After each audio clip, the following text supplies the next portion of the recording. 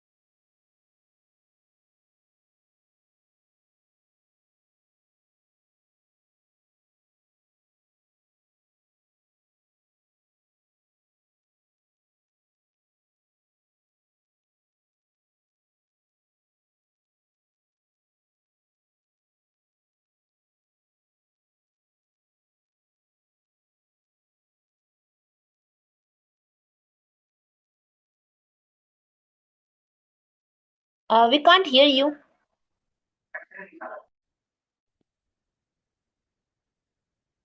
Am I audible now? Yeah. Okay.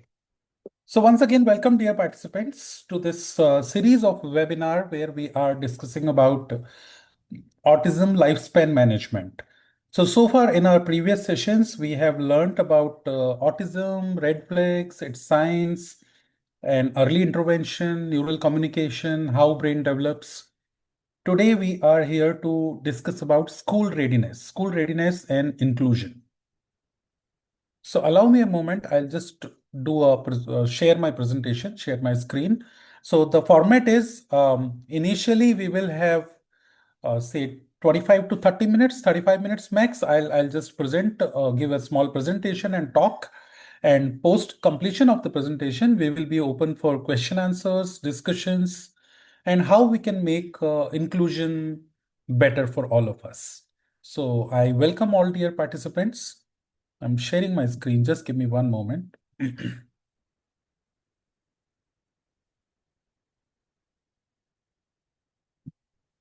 I hope the screen is visible to you all now.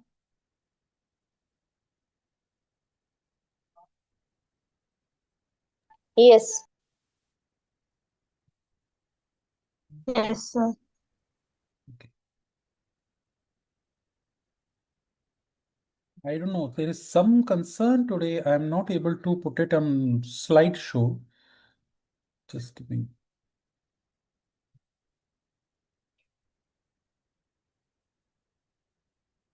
give me a moment. I'll just restart this PPT. Let me see.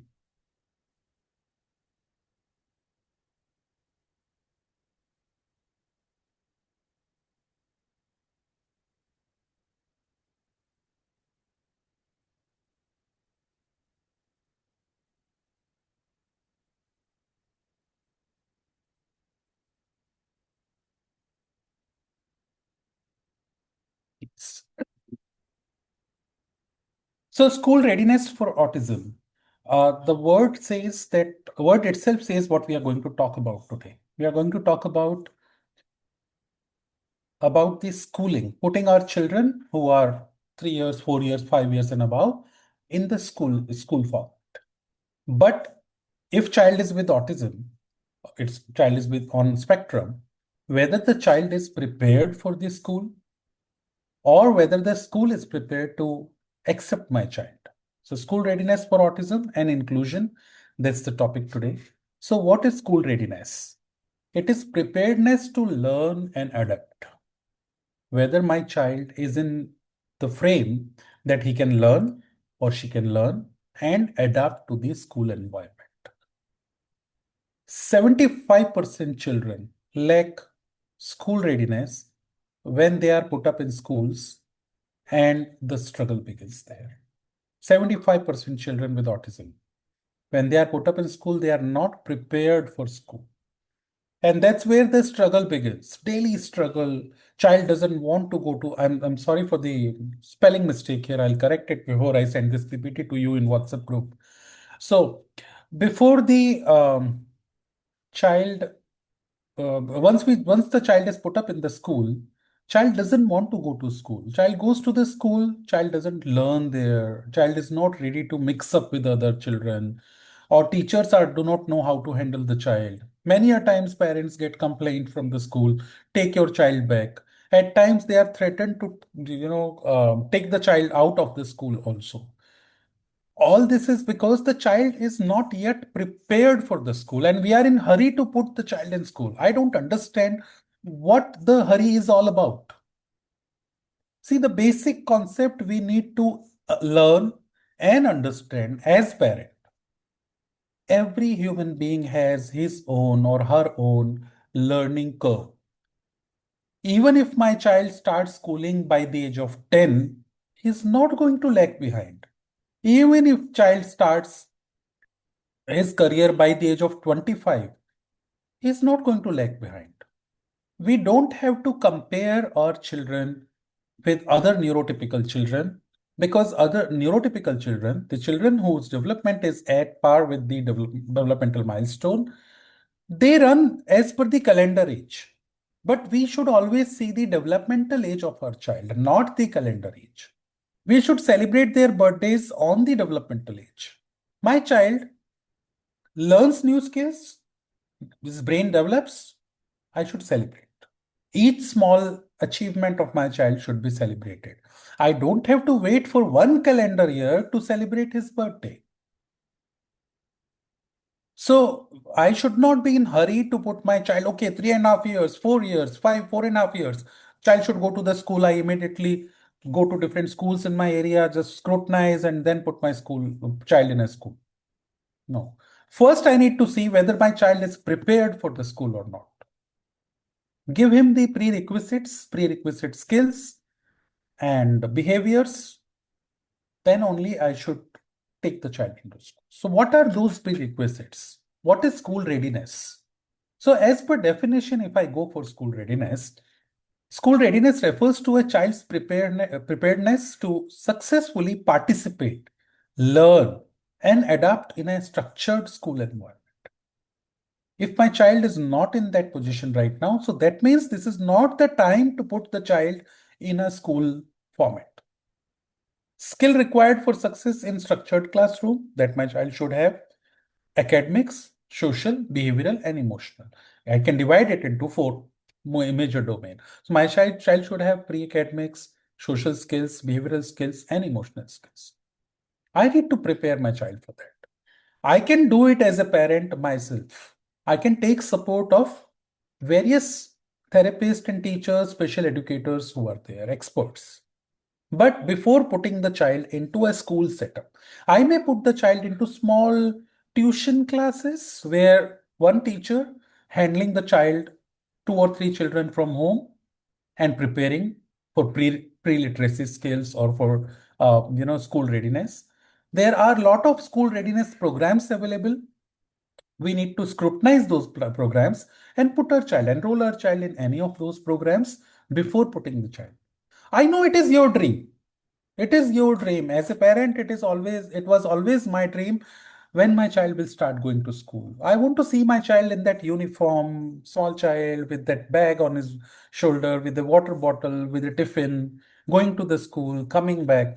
Some parents consider this as a release of burden that at least for 5 hours, 6 hours, child is going to the school. So I put my child in the school early. But this does more damage than the learn. This does more damage to the child. Think from a perspective of a child who is not prepared for it, who does not have the academics or social or behavioral or emotional skill sets to adapt with the new environment. And you are forcing him to go to that environment. Is this going to be helpful in his developmental journey or is it going to damage? And then you are going to be stressed. Okay, 4 hours, 5 hours, 6 hours, child is going to the school. So you are getting those 6 hours for yourself. I know being parent with parenting itself is full-time job, and being parent of autism spectrum child is it requires more of your time. I completely understand your position. But if you force child into a school system which is not prepared, child is not prepared, or the school is not prepared, either of it, the inclusiveness is not there or child is not prepared. School readiness covers both the topics. As I need to be prepared as a child to go to the school, learn there, participate there, adapt that school environment, other children, teachers, they should be. The environment, physical spaces should also be there to adapt me. And if either of it is missing, child struggles. And with every struggle of child, because that turns into behavior, child communicates to you through his behavior, meltdowns, and that gives stress to you. And then you run for therapies, you go to behavioral, being a clinical psychologist, being from the field of behavior expertise, ABA practitioner, parents come to me with a lot of such concerns. After putting the child in the school, I'm facing this struggle, that struggle, that struggle. Every day I'm getting complaints and the stress is increasing. And ultimately, it is affecting my child's development. So, first message for today is do not hurry, do not rush to put your child in the school. Give him proper school readiness program that helps him to develop in his skills, academic, social, behavioral, and emotional. Make sure the school you are choosing, scrutinize it carefully. The school is also prepared and ready for your child, and then only you put the child. No issues if the child age is growing. Do not worry about it. Child will come up, child will pick it up all. I have seen many children with autism who started late, but later on, with the right support, they picked up and they are successful in their career. They are doing wonderful jobs. I have known an architect in Mumbai on spectrum, and he's doing a fantastic job. He started very late, but today he is successful.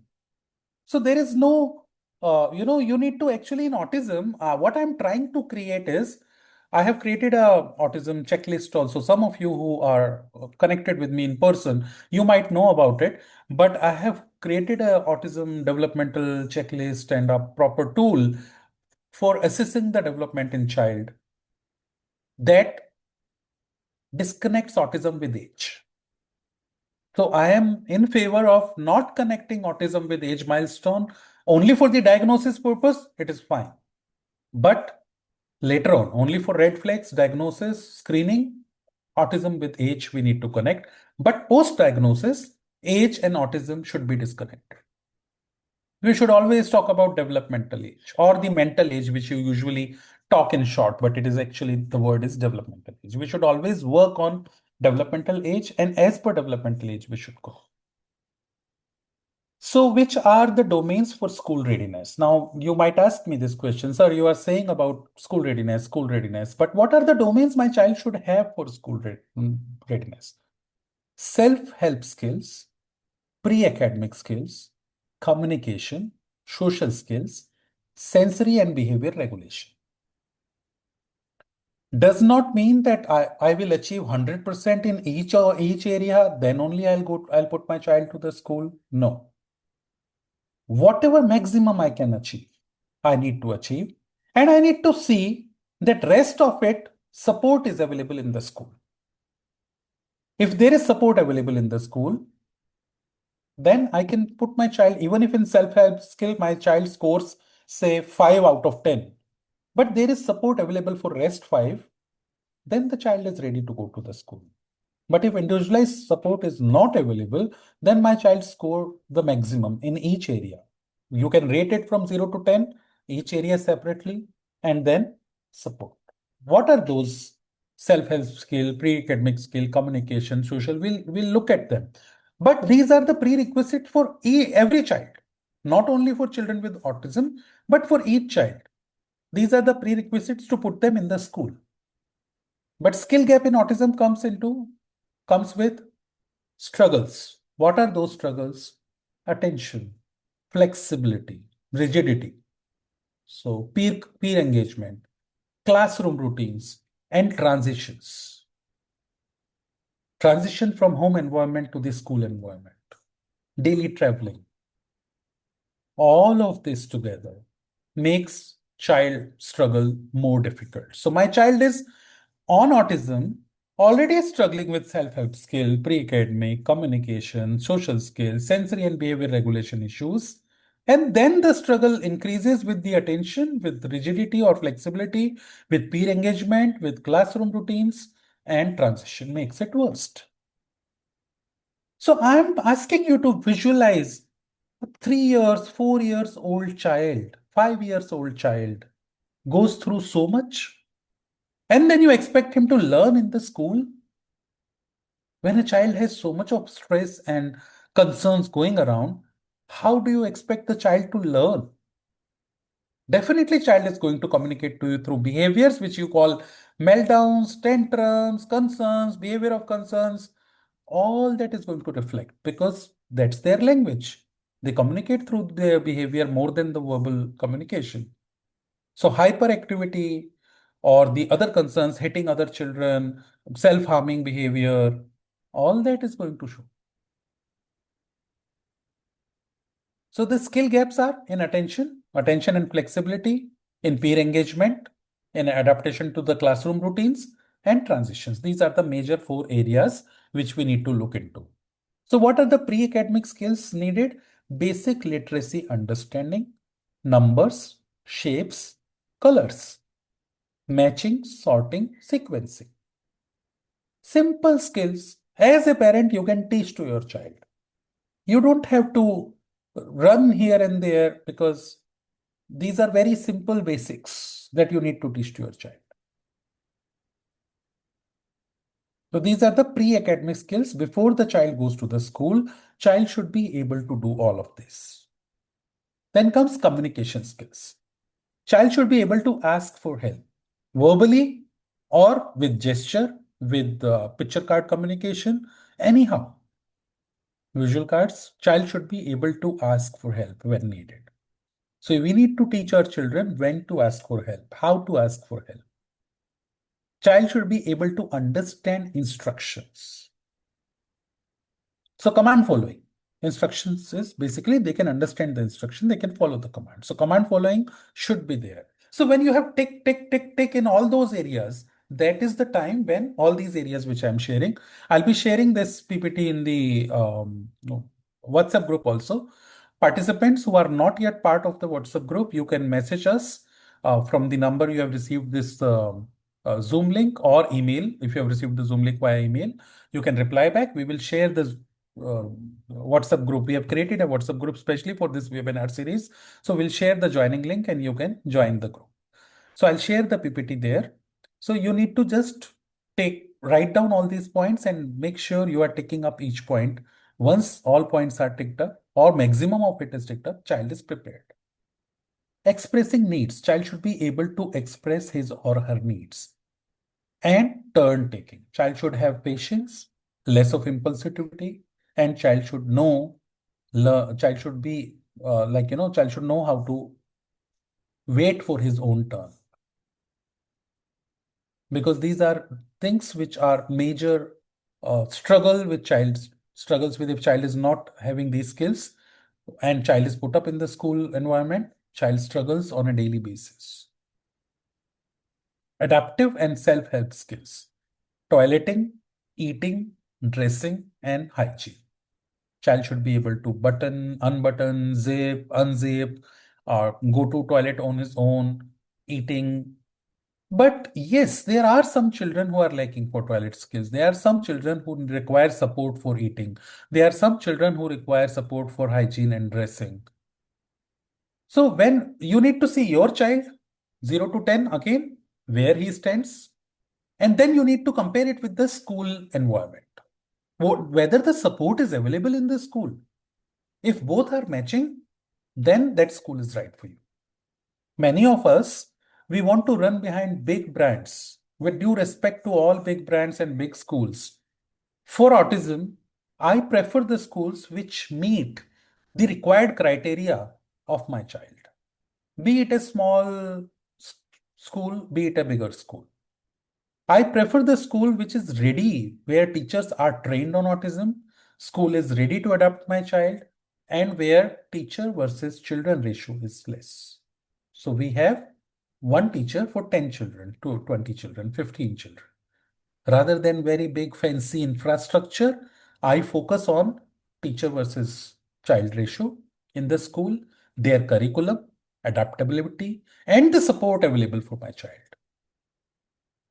If my child has done susu or poo in the clothes, whether there is some trained or efficient trained staff who's going to support my child, or they are going to just ring up a phone. I've seen the schools, they just call a parent, come home, come to this, rush to the school and take your child back. So we need to look into all these areas, provide maximum training to our children, make sure they are trained on all these areas. These are the bare minimum requirements which I am sharing with you. I'm not sharing much big list for you. Like if you see the previous screen, pre-academics, I've just shared three things, three areas. Same wise, communication, just four areas. And adaptive and self-help also only four areas.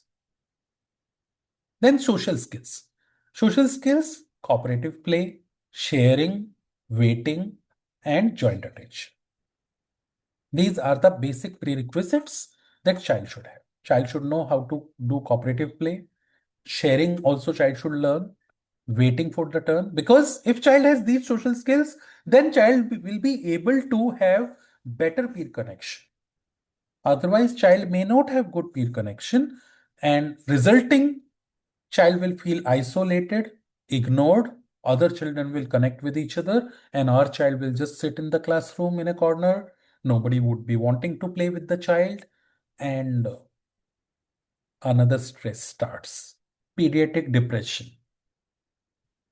Pediatric depression, very less spoken about it. Depression itself is a taboo word for us, and pediatric depression, we rare think of it.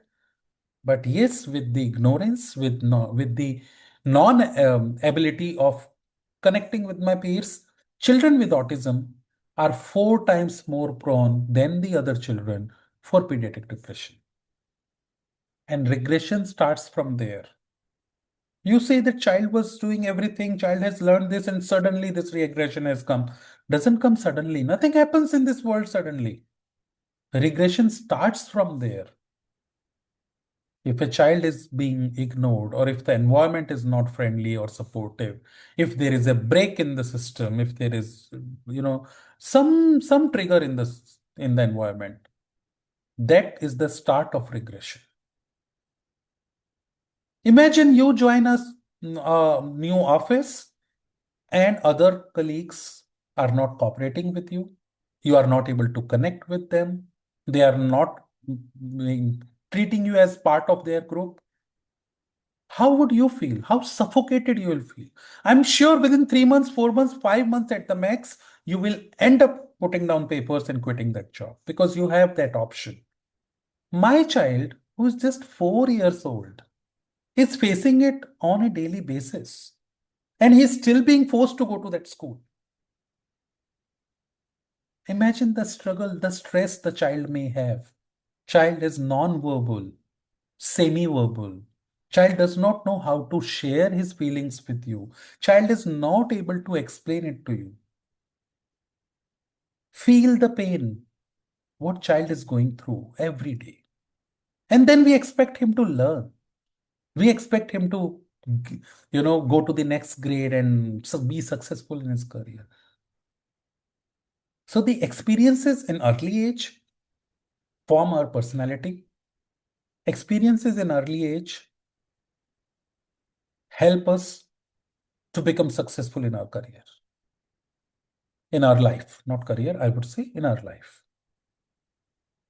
So early age experiences, 0 to 5 years, 0 to 6 years, 0 to 10 years, are very, very important. We have discussed it in our previous session. People who have missed the sessions, you may ask us for the recording, or I have it on my channel, YouTube channel, already recordings are there. So you may go through those recordings. They are publicly available on YouTube channel for this webinar series.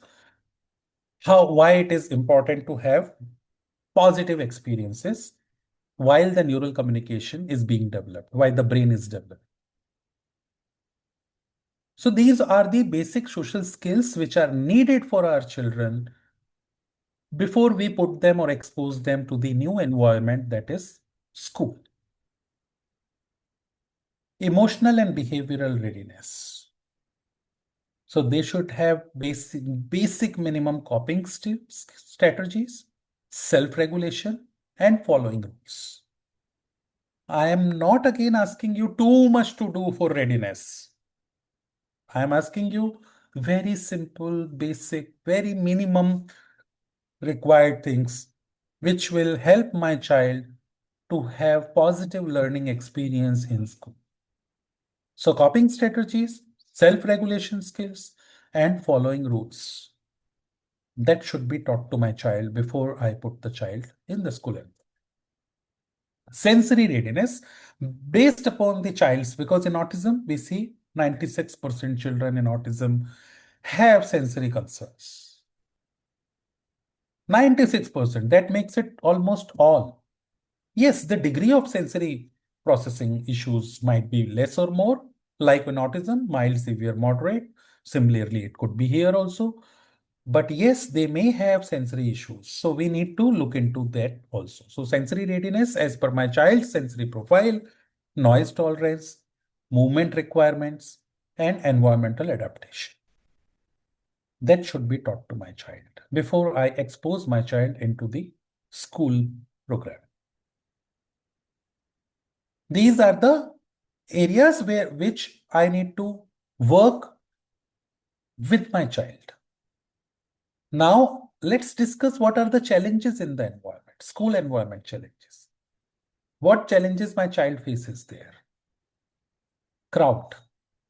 Child has never seen so many children, so many teachers, parents, school drivers dropping in, coming in, dropping children, going out, or the support staff all together.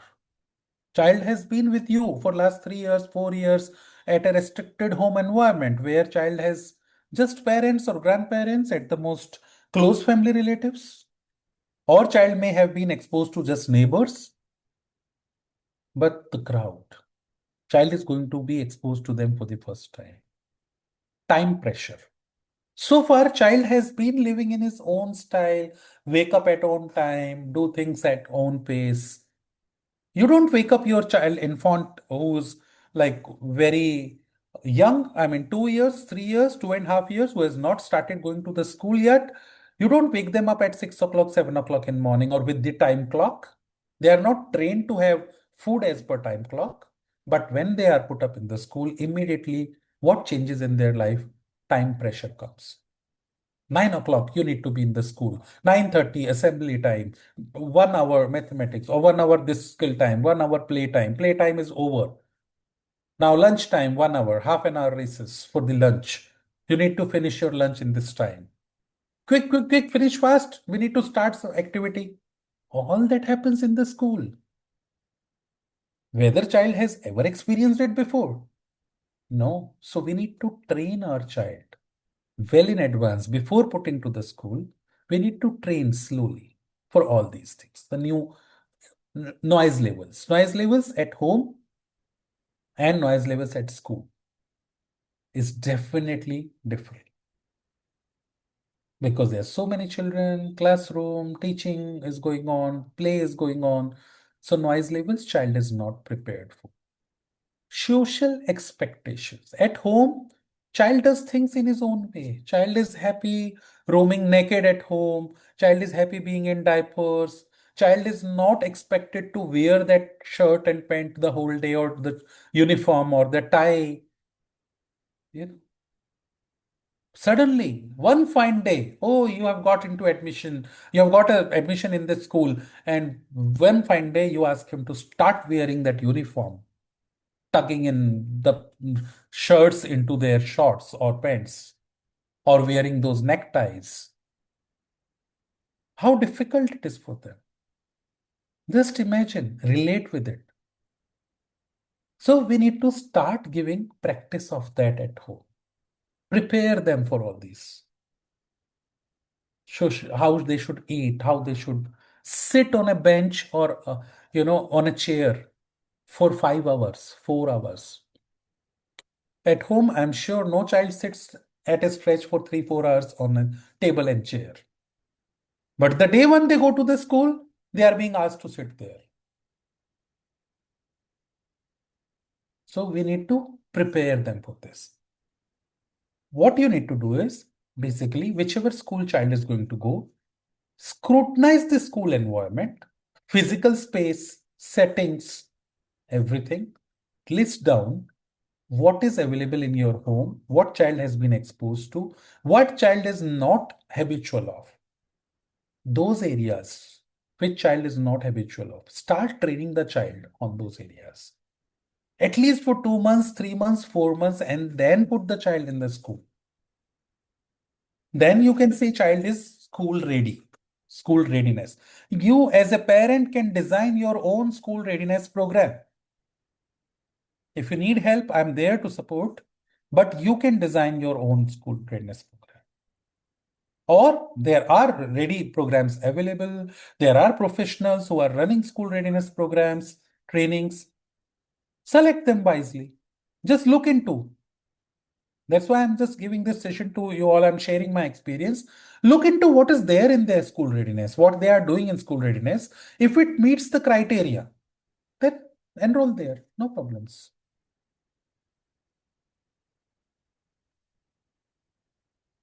Next is we'll go with just one moment.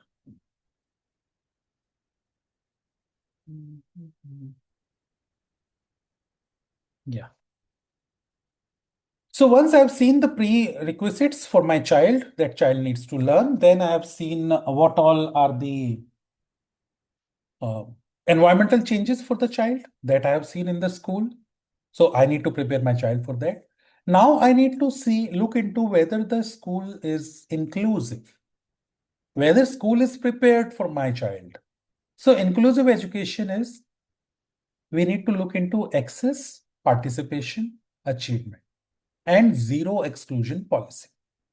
If a school has zero exclusion policy and they have access for autism children, they have participation for autism children, they have achievement part for autism children, then that is the right school for me. So types of inclusion could be full inclusion, partial inclusion, resource room model. Maximum of school, they follow resource room model, which I condemn. I'll start reverse. What is resource room model? Resource room model is the school, and as per CBSE policy also now, all the schools should right to admission is there for, in India, right to admission is there for children with autism, and all schools should have the resource room model, resource room available, a specially designed room for children with autism, where you have basic minimum sensory profiling requirement or the equipments to support occupational therapy, basic therapies for the child or to engage the child. And the resource room model, how it is being used is, imagine, visualize a classroom where teacher is trying to teach to the children. Out of 20 children, there are 3 children who are with on spectrum. Suddenly, one child has some behavior issues. Child is trying to communicate with behavior. Child is screaming, shouting, running here and there in the class. That is disturbing the class. The response of the class teacher. I have visited many of the schools, and maximum time I have found that response. I have interviewed these class teachers and asked them, what do you do when a child with autism is, exhibiting some behavioral concerns? And they say that we call the support staff or we call these special educators and put the child in resource room. This is what happens. Child goes to the resource room. Teacher is happy because now the class is more settled. Child is also happy because child is in resource room. There, child has his own or her own activities to do. Full-time staff is there. Trained therapists are there who are supporting the child. Model looks beautiful. You all can argue on this with me. But I want to leave you with a question. By doing this, what message I am giving to the other children? Other children are also learning from experience.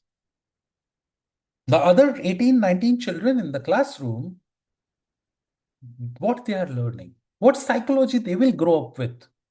That children with autism, when they should exhibit behavior, they should be kept away. They should be kept into resource room. Well, basically, it's a wrong thing, now. Yes, Yes, the child knows the psychology of the teacher, and they will uh, usually do this again and again. yes. So this is being practiced everywhere. I'm seeing it in most of the schools. This is being practiced. Do you call it inclusion or exclusion? You're doing exclusion with my child. You're putting him out of the school system, academic system, out of the classroom, and other children, those 19 children, when they grow up, they treat autism children, autism people the same way, that they should be kept away. So we need to look for the schools who have either partial or full inclusion, where the teachers are trained to handle behaviors in the classroom setting rather than putting the child out of the classroom, where they work on the triggers in the classroom settings. Classrooms are designed to support autism, no matter school is small. So benefits of inclusion is for child, of course, child learns in a happy environment. For peers, they also learn about autism. They also learn about diversity, neurodiversity, and they learn to adapt with children and people with autism. For family, lesser stress, happy parenting, and for society, together, acceptance towards autism happens. Inclusion and mainstreaming are two different topics. At times, people get confused into mainstreaming. So, inclusion is where, with support, my child is being mainstreamed. Mainstream is where child adapts everything. There is no support available, but child is prepared and child is adapting to the social norms. That is mainstreaming. And inclusion is where support is provided with with support, my child is able to be accepted or accept the social norms. That is inclusion.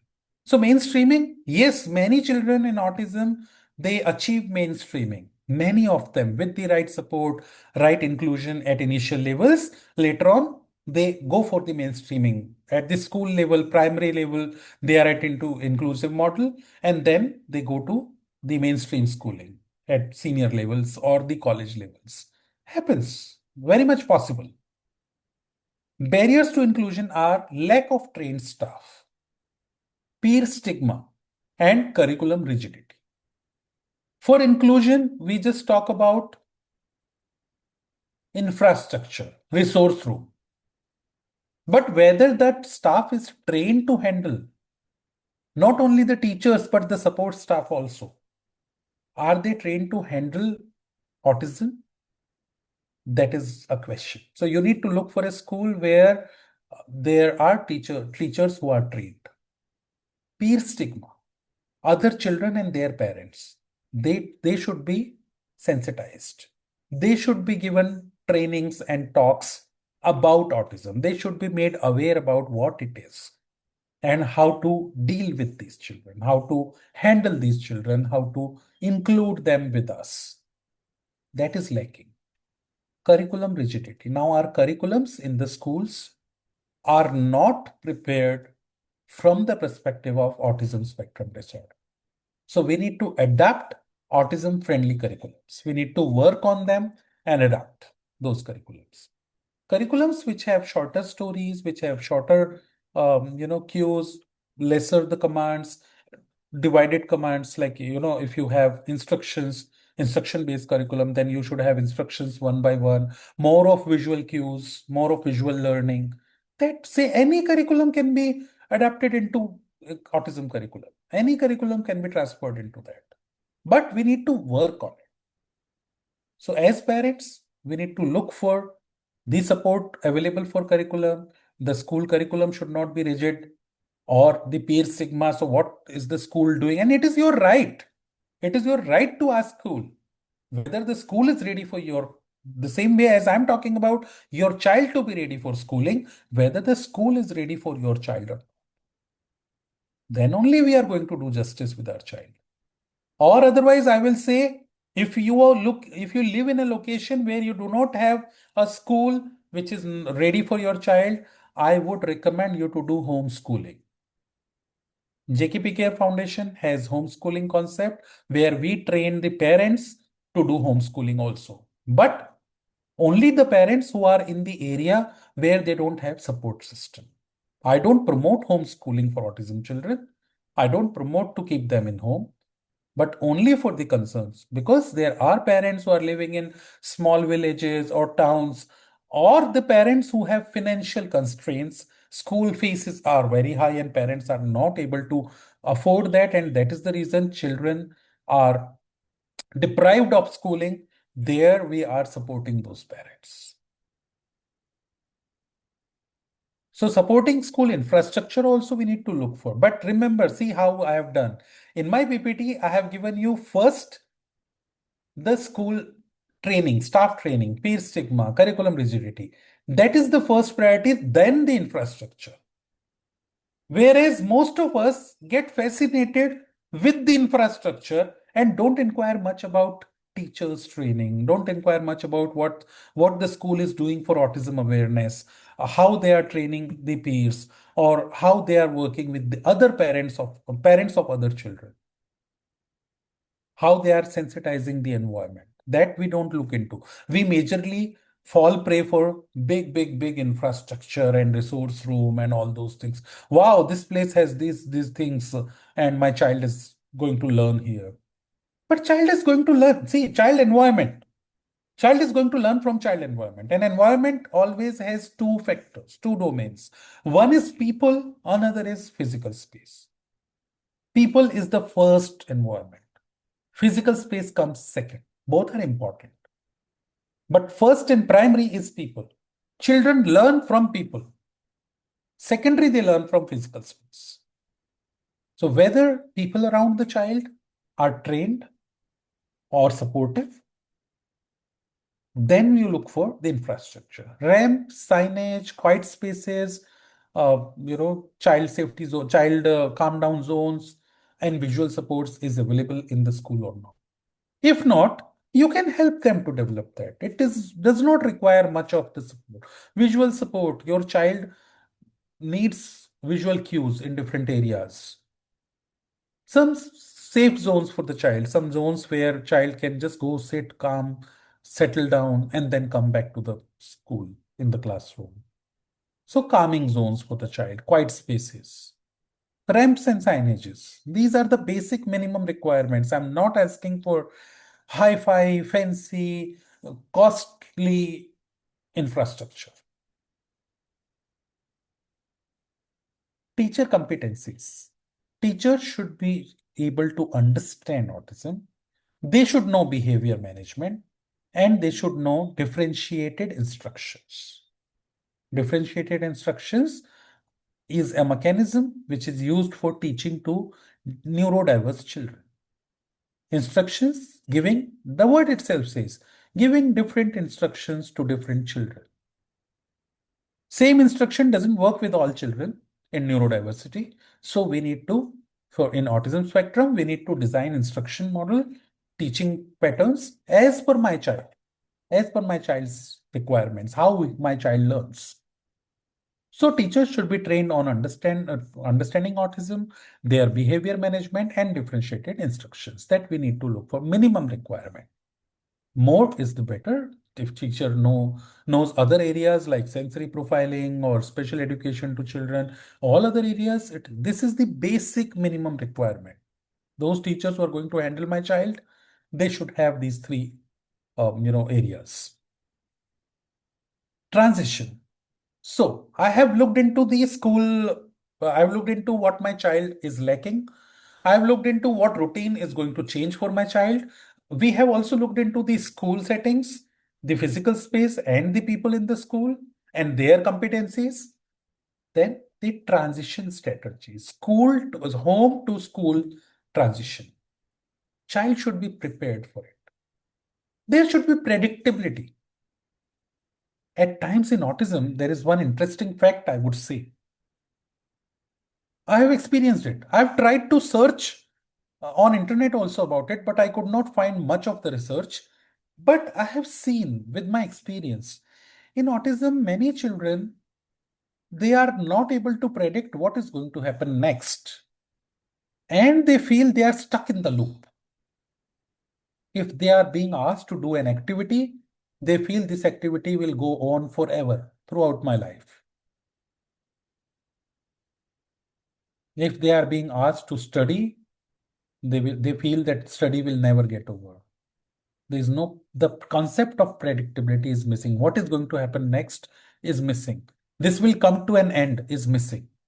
Imagine this webinar, you are being asked to join this webinar, and once we started, you are here in this webinar and you know that it will never end. It will continue, continue, continue. How long will you concentrate? How long will you participate? And that will give you stress. So predictability is required.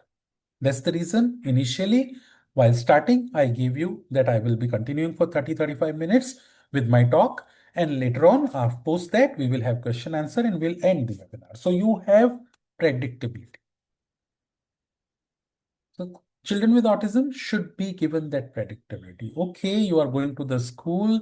After school, in the school, you will do this activity, this activity, this activity. Post completion of the school, you will come back home. We will play games. We will sleep, take rest. You will have your lunch.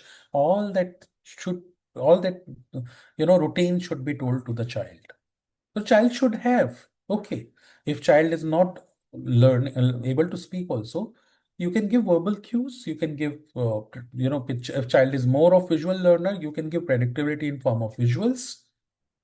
But child should know what is going to happen next. And through visual cues, you can support. So transition we need to make it beautiful. Child should not feel that child is being forced to go to the school and child will never come back home. Basically, we need to teach this to the child. Peer sanitization, awareness program for other children, make buddy system, making each child with another child as buddy, or anti-bullying. That other children should not laugh at my child, other children should not bully my child. That should also be done by this school. Teacher-parent collaboration is also equally important. So shared goal, what teacher is teaching at home, parent should be a part of it. Consistent strategies, what strategies teacher is using at home, therapist is using in the clinic, and we are using teacher is using at school, therapist in the clinic, and parent is using at home. Same strategies. And daily communication, daily connection with the teacher. It can be through WhatsApp chat group also. Not necessary that you need to talk for hours, but a daily connection. What's happening? What happened in the school? How was the behavior of the child? What were the concerns? How we can work on those concerns together? That should be there. So the take home message, this is the end of my presentation for today. Inclusion is a commitment. School readiness is teachable. Collaboration is essential. every child can succeed. Inclusion should come from the as a commitment. We can teach school readiness to the child, and collaboration is essential. Thank you. Thank you for listening to me. And now I am open for the questions. I'm open for the feedback as well as the questions. Let me go through the chat if we have some questions. No, no, no, no. Okay. Maria says, teacher, in my school, they are set their passing tests, but not grades. They suffer. We are forced to accept them, but hurt them in the end. Yes. Maria, I can Yes, connect with sir. you, teacher. What if the kid is in danger for other kids? Or we have three at school. Okay, so if kid is danger for other kids, it means if the kid has schizophrenia or the kid in autism also, ADHD also, if kid is in harming behavior, then we need to work on the behavior intervention first. Then only the child should be exposed to the school environment. We need to work on the behavior. Because if child starts hitting other children, if child starts, becomes a danger for other children, then it is going to be a very difficult situation for our child also and other children as well as for the environment. So we need to have extensive behavior modification therapies for the child before we put the child into the schooling, or you can till the time behavior modification is going on, you may continue with the homeschooling. Yeah. I'm open for the questions. Yes, please.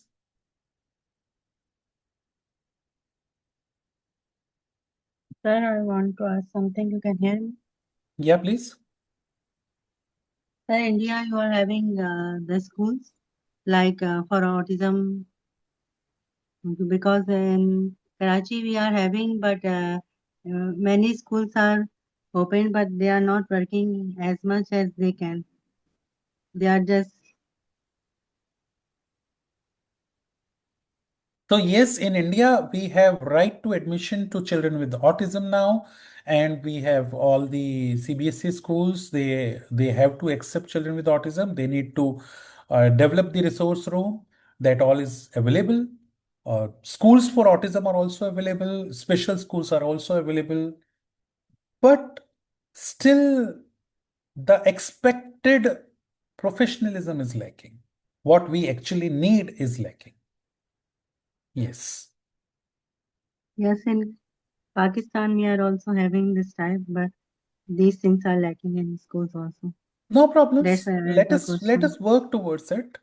You are working, I know Ambreen, you personally, you're working a lot there. I'm seeing it. So why don't you start sanitizing schools, visiting them, connect with them, do some formal trainings or in sort of some consultations for them. Definitely, we can work towards it. Whatever best we can do, let us do that. Even if I'm able to help one child, my life is successful. I'm not here to change the whole society. I'm not here to train everyone. Even if in my throughout life I'm able to help one child, I am successful. My existence is successful. See, everybody earns, everybody lives life. We all live our life, but we are here for a purpose. And most of the time, what happens, Amreen, uh, my personal opinion, that we keep on talking about society or the system or the government, that government is not doing this, society is not doing this, system is not favoring. I am saying let's begin from us. Charity begins from home. So let's start from us. Even if you are able to help one school to be autism friendly school, train the teachers there, provide them support system, we can do wonders. Yeah. Okay, so next question is I have Mary saying, sir, if the child is doing good in special school, should we keep him in safe zone of a special school itself? Give me one moment. Yes.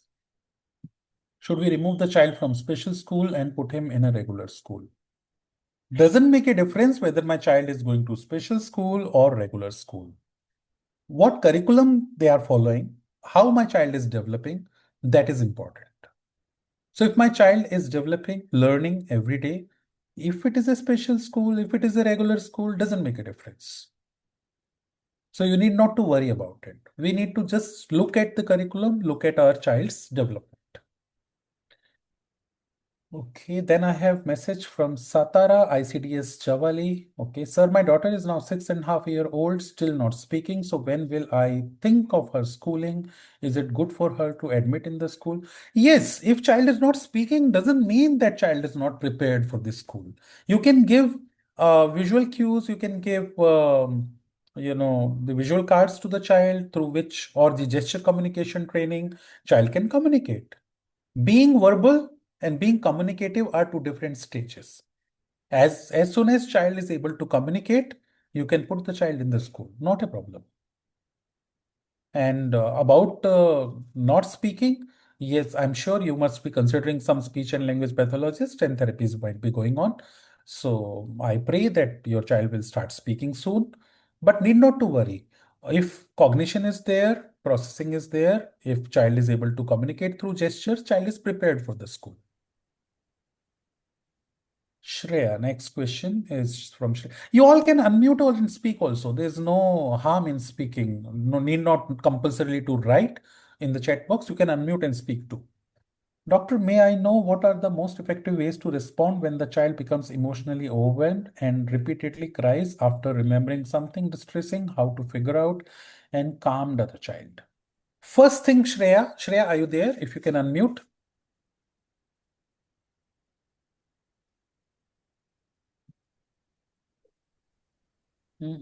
I can see you, but probably you have some concerns with mic. No problem. So Shreya, first thing, whenever child is emotionally overwhelmed, give child his or her own time. Let them settle down. If child is crying, let him cry. Let her cry. Do not give more instructions at the time of emotional overwhelmed or overburden. Do not give more instruction. What we do is in name of calming down the child, we start giving more inputs to the child. Don't cry, don't do this, come here, mama will hug you, don't cry, why you are crying, tell me. No, let the child settle down.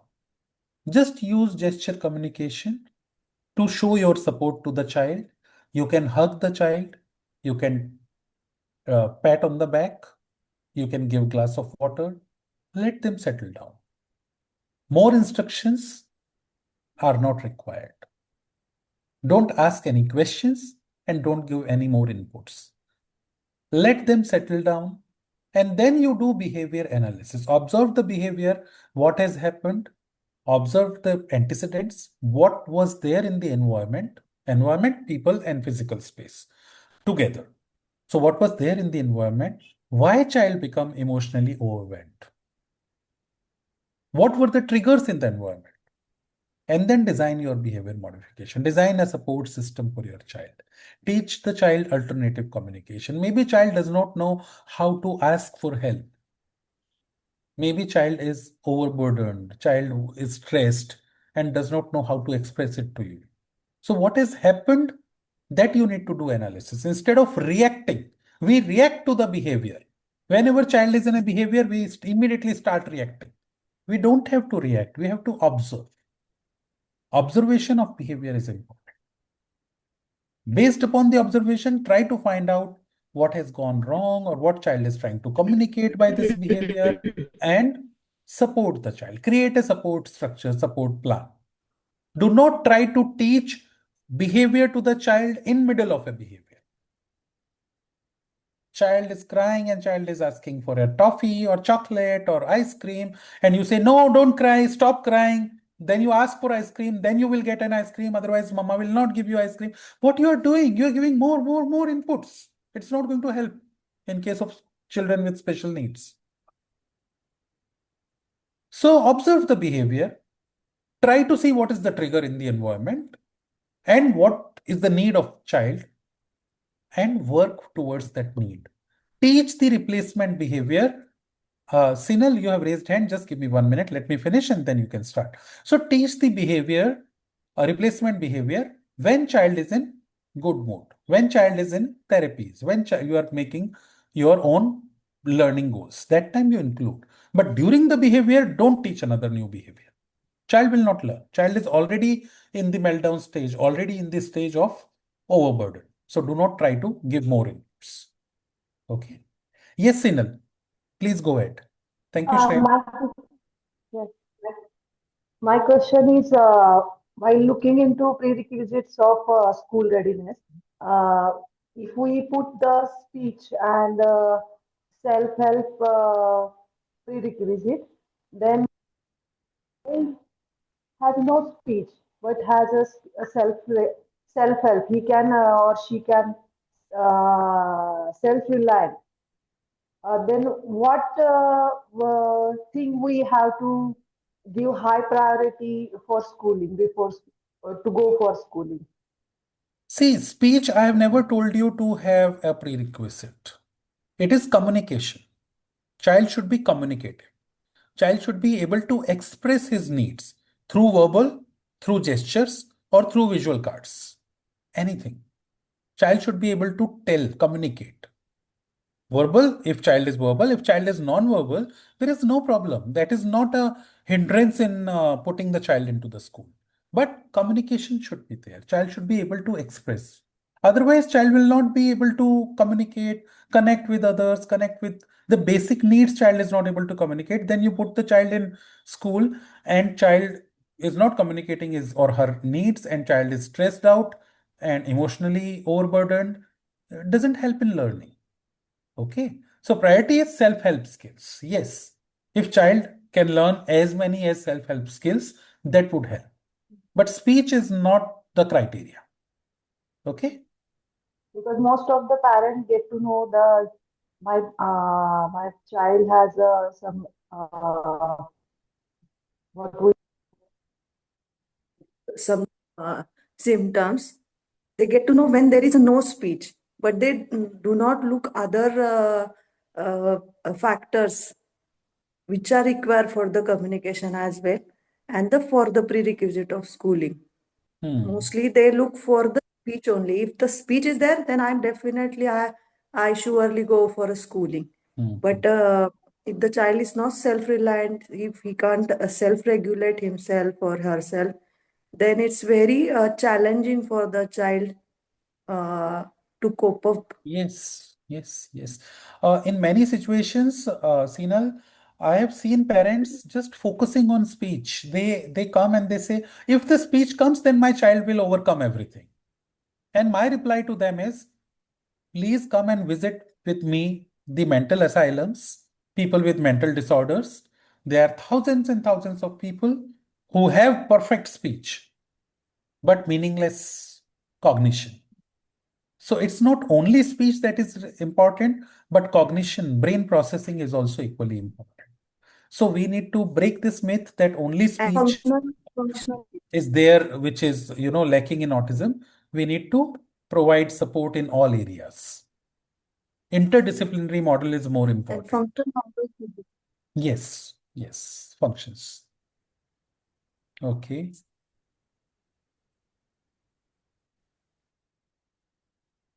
Maria says special schools are designed for them. They are safe and learn their skills. They suffer discrimination in Argentina. Okay, Maria. Yes, special schools are designed for them. The special schools are the safe environment to learn, but peer learning is at times missing in special school. We have seen many children when they were put up from special school, when they were transferred to inclusive school, the learning became faster. Because in special school, there are other children who are special too. And children learn from each other from copying. So when they go in the inclusive school, where there are other children who are with neurotypical development, my child tries to copy them, imitate them, and learns from them. So the learning graph suddenly becomes faster. But provided inclusive school fulfills the criteria of whatever we have discussed today. So I'm glad you have joined from Argentina, and There is discrimination for children and people with autism. It is everywhere, not in Argentina, even in the US, even in the United Kingdom, or you see in Europe. Everywhere there is discrimination. No matter we call ourselves as developed country, but we have discrimination for autism spectrum, people with autism spectrum. The society is not yet, prepared to accept. Though the number has dipped, number has reached to 1 in 30. You'll be shocked to know this. And soon there was a study which I was seeing the graph, because 15, 20 years when we started practicing for autism, and now if I see the graph, and same graph, if I go little up, by 2030, I'm expecting one child in 30, one child in 10, almost 10% children with spectrum. If the graph continues the way it is going on, started with 500 children, one, then 256, then came to 158, 168, 158, and then dipped down to 64, 92, then 64, then 30, 53, then 36, now 30, one child in 30. And the same graph goes up by 2030, next 5 years, we expect it to be 1 in 10 children. So 10% of pediatric population is going to be on spectrum, but we are not prepared. We don't have enough professional, we don't have enough awareness, enough support, or social inclusion for spectrum. This is the fastest growing concern in pediatric cases. There was a research which said it is more in number than pediatric cardiology cases, pediatric diabetes, and pediatric cancer cases, oncology cases together. So if you see the pediatric cardiology, diabetic, and oncology cases all together, spectrum is bigger number. We have to work, yes. Sheetal Pradhan says, how does IEP work in school? Sheetal, in special schools, we have IEPs, individualized IEPs for each child, and we work on that individualized IEP. And in inclusive schools, following individualized IEP becomes difficult. So what we do is we go for inclusive IEP. Inclusive IEP is other children and my children. Together we create goals for all of them, considering each child's ability, and run those IEPs. Ambreen says, please give your number. Your number has not been able to find. Ambreen, how can you lose my number? You have been in touch with me for so many years. Sir, basically, my mobile has been gone for repair, and after that, a lot of number has been displaced from my data. Okay, no Yeah, problem. sorry for that. No Yeah, issues, no yeah. issues. I have Okay, typed, thank you. I have typed my number in the chat box. Others can Okay, also thank you, sir. connect with me. You Okay, can thank save you. my number. If Thank you you. need any support anytime, Okay, please thank connect you. with me. Okay. Thank you. Yeah. Then we go for Shreya. True doctor, thank you. And I give some therapy massage and acknowledge the feelings and emotion, doctor. Sometimes it becomes challenging to understand in spite of being no reason of any trigger in environment. It happens all of a sudden.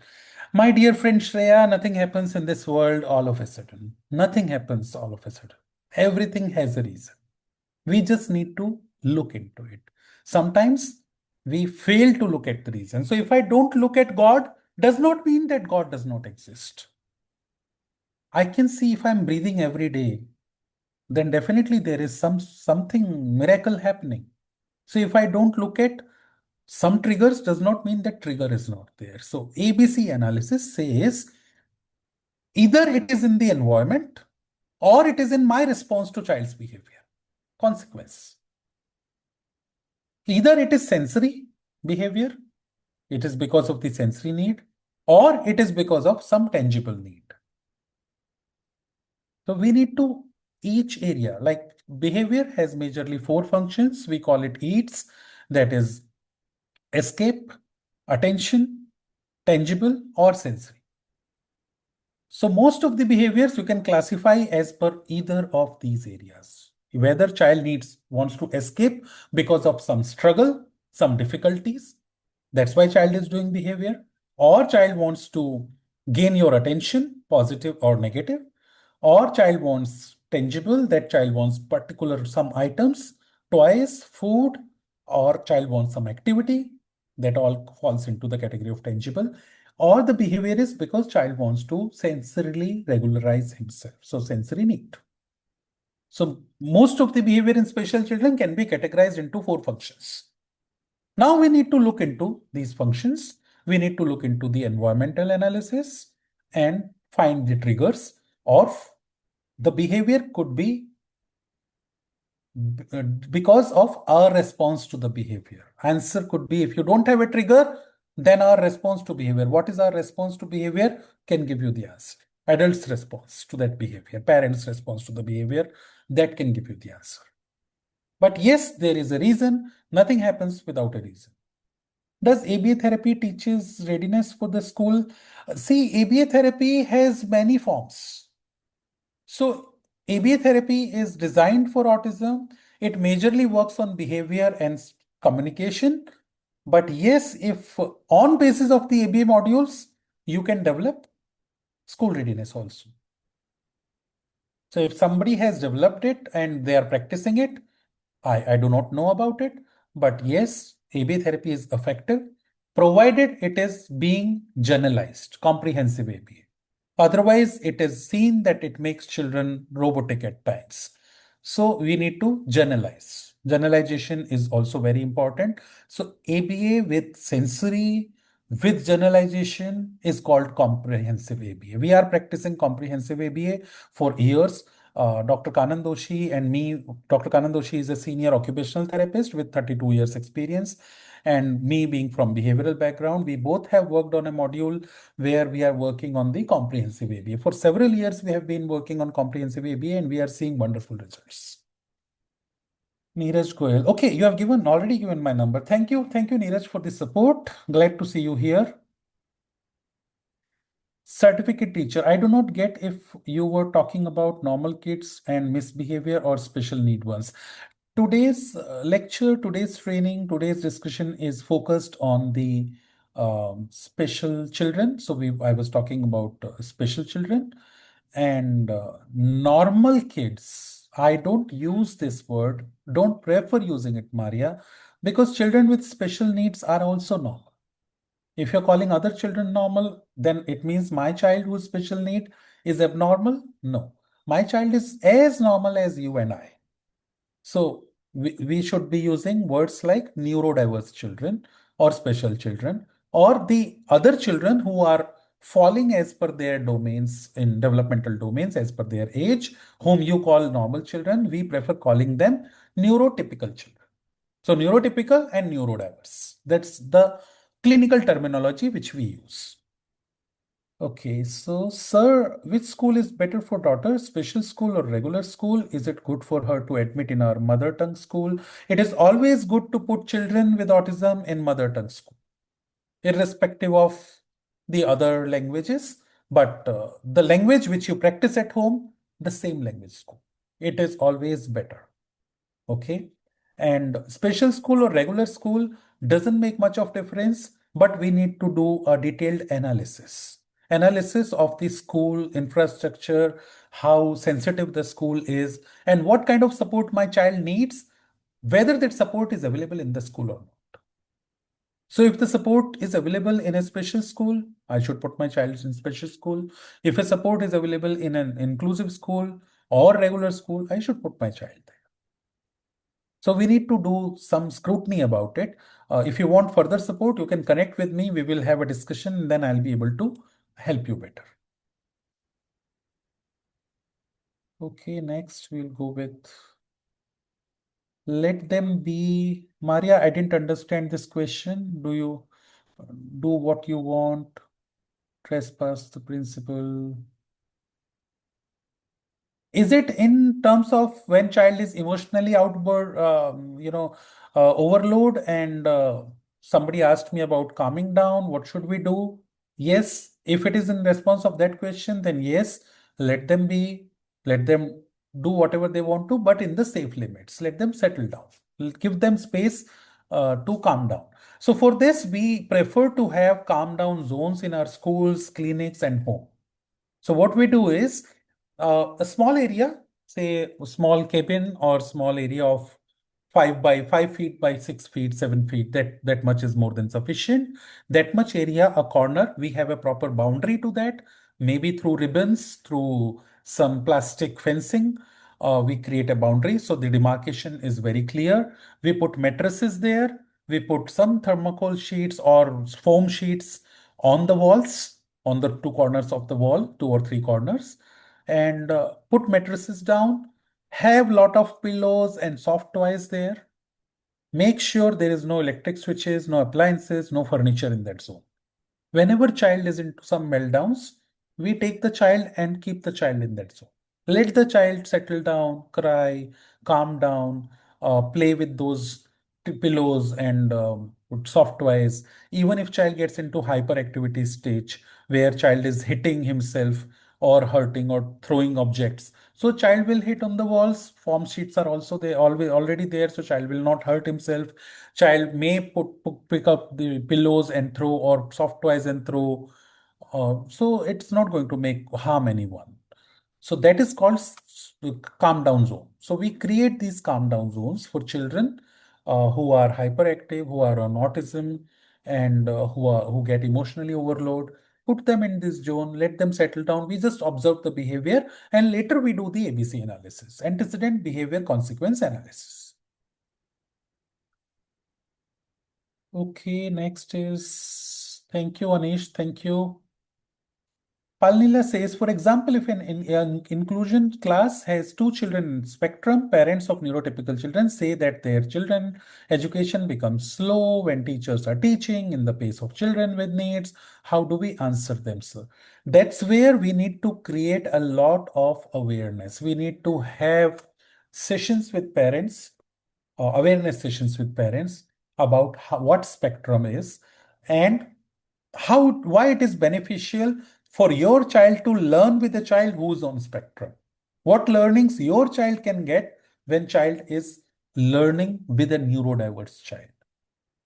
Once we are able to convey it, we will win the race. Otherwise, parents always have this concern that my child will pick up hitting behavior from this child, my child will pick up other screaming behavior from your child, and they don't want to put their own child into an inclusive school.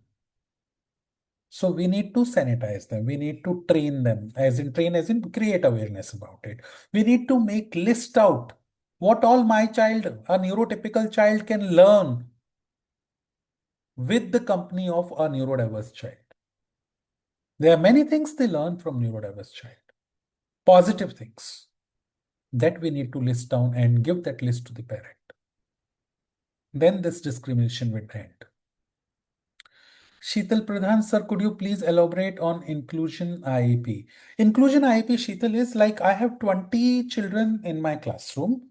I take down each child's profile, the way they learn separately. I do the assessment and take down the functional behavioral assessment, functional learning assessment, and then I find out the common learning traits from all of these, then design my curriculum as per that common learning because I'm designing it for a group.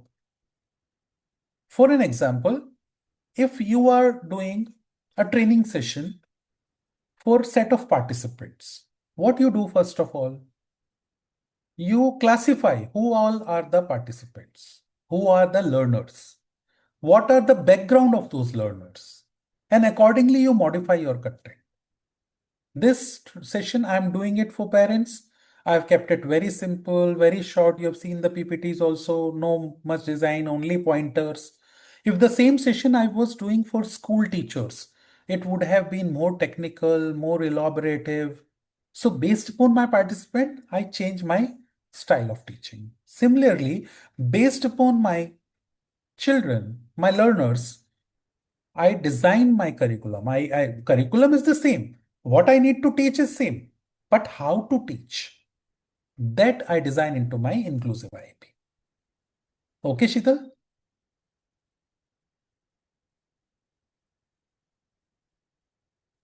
Thank you, sir. Yes, Maria says special needs. Maria, yes, special needs. You can always call them special needs. Maria Elena Castillo, I use what the system calls them. Yes, system calls them special needs and you use that. I appreciate it. Hyperactivity is the only one who works with Tourette syndrome. Not only the hyperactivity, Tourette syndrome, we have other major challenges also. Argentina, sir, it is a political issue. Okay. Okay. I do not know much about Argentina. I'm sorry. Okay. ICDS, Jawali, Satara. Thank you, sir. Okay. Mohammedul, what measures can be used for restlessness and inattention with the frequent hand flapping of my 7 years non-verbal child? Frequent hand flapping, this is done basically to regulate child for this. It's a sensory need, so you don't have to do much about it as long as it is not harming. But the same time, with the growth, automatically hand flapping becomes less. But same time, occupational therapists are the one who can help you out with sensory diet for your child. They need to do a sensory profiling of the child, complete sensory profiling, and based upon that they design a program, a daily program, daily input program, which is called sensory diet. So they can create that sensory diet. You can include sensory diet in the daily routine of your child. Please don't misunderstand. The word diet does not mean with eatables. Sensory diet is list of activities that can provide sensory support to your child based upon your child's sensory profile. So they first need to do the assessment for sensory profiling. They need to do sensory profiling of your child. And based upon that, the occupational therapist would be able to create a sensory diet, a structured plan, which you need to include in the daily routine of your child. And that would help you to reduce the hand flapping, because hand flapping, it is considered a non-acceptable social behavior, doesn't harm the child much. But the same time, at times when child gets into hand flapping, child's learning gets hampered, especially with the task where child needs to use his or her hands. So suddenly, like child is doing painting and suddenly child leaves the brush and start doing hand flapping. So then it affects the learning. That's why we need to address it. So with sensory diet, you can help work on it. And what about a Okay. vocal stimming? Vocal stimming is again for the sensory needs. So vocal stimming, again with the sensory profiling, we can work on it. Vocal stimming When is my child is basically, get super excited, then he do the vocal stimming. see, it is with the excitement, it is with the sensory overload also. When I have sensory overload in my brain, when my senses are not able to coordinate with each other or my processing is slow, then what I do is in terms to close more input. See, all the time, 24 by 7, your senses are getting information from the environment. Right now, also, when you're talking to me, now if I notice there is a background noise in my house, dog is barking outside. I am not focusing on that. I am focusing on this lecture. I am talking to you. Okay. But that dog barking sound is going in my auditory system. My senses are taking that information and storing it. Post completion of this session, I may recall that and I may connect with my family and ask why dog was barking so much. Or I may forget it. I may not even think of it. Tomorrow, when somebody comes and tells me there is a dog bite case outside, or he had come to my door, but my dog was barking and he has gone back, I would say, oh yeah, I was in the session and dog was barking. I didn't notice it at now. I am not saving it right now in my memory, but it is automatically being stored. So like this, we keep on getting sensory input. Child is getting a lot of sensory input all the time. And when child is not able to process that much because processing is slow, at that time, child does vocal stimming to reduce the auditory input, extra input. So I start producing some sound so that outer input doesn't go in my ears. So I do vocal stimming to reduce down more input in my senses. I close my eyes to reduce down more input in my senses so that my senses, my system gets time to process the existing information. So when I'm overwhelmed, I do all these activities. Okay. How to replace this behavior? With the sensory profiling, with sensory diets. Okay. Are you giving any online classes to the special needs kids? We are providing, we have team of experts in JKP Care Foundation. For each domain, we have different expert, and we are providing online consultations, online support directly to the children if the child is able to take it directly, depending upon child's profile. So first we'll do the consultation, we'll understand, or otherwise we are providing trainings to parents and therapists. So we have the training modules where we provide the training to the parent based upon the child needs, what to do with the child. So we have a program called PAT, that is called Parent Assisted Therapy, where first of all we do child's profiling, involve understand all the major concerns, involve all the domain experts for each concern, whichever domain expert is there with us, and create the program. And that program is being delivered to parent weekly basis. We connect with the parent, give them the training activities, what they need to do in this week. Within the week, we take a follow up from them. And next week, for the next week activities, this is how we are training. That's called PAT, Parent Assisted Therapy. Similarly, we have a program called CAT, that is Center Assisted Therapy, which is being delivered to the therapists at different pediatric rehab centers. So we have 30 plus centers who are associated with us for CAT, where when therapist is feeling struggle for a particular child, so when they feel that they are stuck somewhere, or this is where that is the main concern, they are not finding a solution of it, they connect with us and we provide them support through the cat therapy. Okay.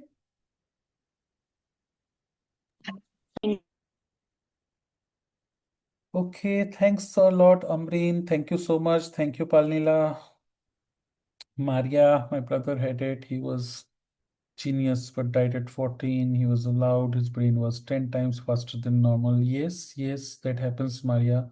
Hope we advance with programs. They sit at back with teacher who does everything for them. Yes. Yes, Maria, I can relate with it. Thank you. Thank you so much. Any more questions? Anyone?